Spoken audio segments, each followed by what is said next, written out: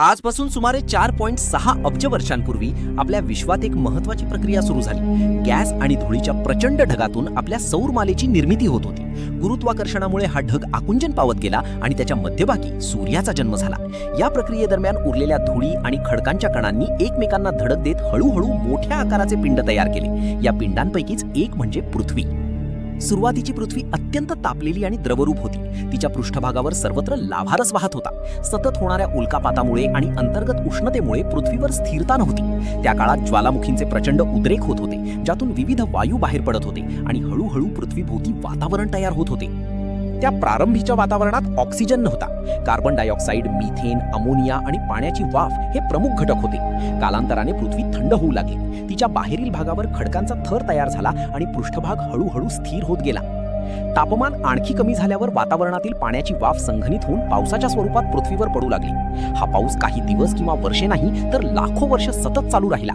या दीर्घकालीन पावसामुळे पृथ्वीच्या खाचखळग्यांमध्ये पाणी साचले आणि महासागरांची निर्मिती झाली। महासागरांची निर्मिती ही पृथ्वीच्या इतिहासातील एक महत्त्वाची घटना होती, कारण याच पाण्यात पुढे जीवनाची सुरुवात झाली। महासागरांमध्ये विविध रासायनिक प्रक्रिया घडत होत्या। साध्या अणूपासून जटिल सेंद्रिय संयुगे तयार होत होती। या संयुगांपासूनच पुढे पहिले सूक्ष्म एकपेशीय जीव निर्माण झाले।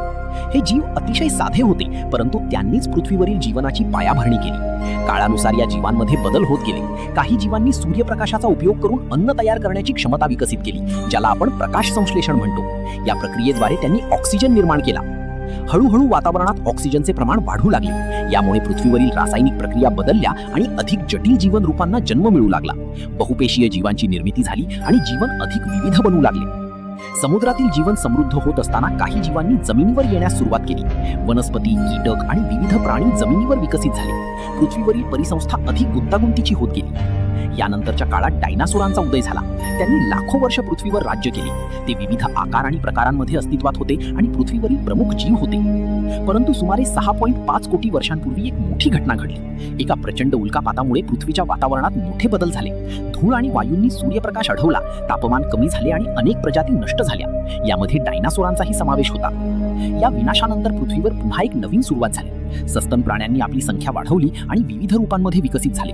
या उत्क्रांतीच्या प्रवासातूनच पुढे मानवाचा उदय झाला। मानवाने आपल्या बुद्धिमत्तेच्या जोरावर पृथ्वीवर वेगळे स्थान निर्माण केले। त्याने साधने तयार केली, भाषा विकसित केली आणि समाज उभी केली। विज्ञान आणि तंत्रज्ञानाच्या मदतीने मानवाने पृथ्वीचे अनेक रहस्य उलगडली। आजची पृथ्वी ही अब्जावधी वर्षांच्या बदलांचा परिणाम आहे। तिचा पृष्ठभाग सतत बदलत असतो। खंड सरकतात, पर्वत तयार होतात आणि नष्ट होतात। तसेच हवामानातही सतत बदल होत असतात। पृथ्वीवरील जीवन देखील सतत विकसित होत आहे। उत्क्रांती ही आजही चालू असलेली प्रक्रिया आहे।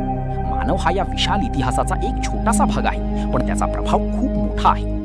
आजच्या काळात मानवाच्या क्रियांमुळे पृथ्वीवर मोठे बदल होत आहेत। पर्यावरणातील बदल, प्रदूषण आणि हवामान बदल ही मोठी आव्हाने आहेत। त्यामुळे पृथ्वीचे संतुलन राखणे ही आपली जबाबदारी आहे।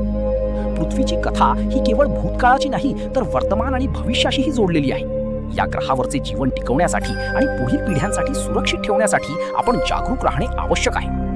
अशा प्रकारे पृथ्वीची उत्पत्ती आणि विकास हा एक दीर्घ, जटिल आणि आश्चर्यकारक प्रवास आहे। या प्रवासात अनेक टप्पे, बदल आणि नव्या सुरुवाती घडल्या आणि हा प्रवास अजूनही सुरू आहे। पृथ्वी ही केवळ एक ग्रह नाही तर जीवनाचे घर आहे आणि या घराची काळजी घेणे ही आपली सर्वांची जबाबदारी आहे। तुम्हाला हा व्हिडिओ कसा वाटला ते नक्कीच कमेंटमध्ये सांगा आणि आमच्या मराठी गोष्टी या चॅनलला नक्की सबस्क्राईब करा। धन्यवाद।